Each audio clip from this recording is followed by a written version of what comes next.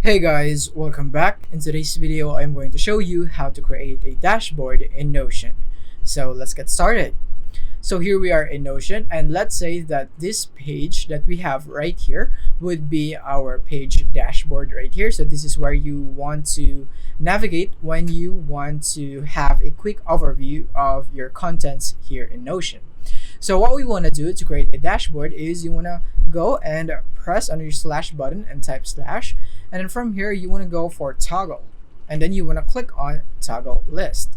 Click on that, and then from here we want to go and create our first content of our dashboard. So let's say we would like it to be in currently maybe in our writings right here, writings right there, or maybe you want to go or readings right here, just for an example, readings just like so. And then from here we can now toggle this right here. As you can see, there is an empty toggle, but worry not, we can click on that right here, and then from here we can go for a link to page right here, link to page, and then we can choose a page right here in our workspace that we would like this to be linked.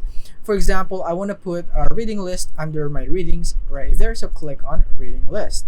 And then from here I can just click on that, and then I will be prompted into my reading list right here, just like so.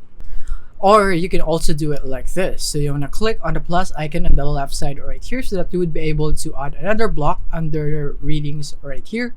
So we're gonna go type slash and type linked, and then from here you can go click on the linked view of database. So you want to click on that, and then from here you want to select the source. So for example, my source, I would like it to be the reading list, so I'm gonna click on reading list right here. And now from here you would be able to see the version of the reading list right here, a very small one, and then you can customize this by clicking here and clicking on filter. And from here you can choose what you want to see right here. Maybe it's just books, maybe it's just articles or TV series articles and books, and so on right here. So you can customize it just like that.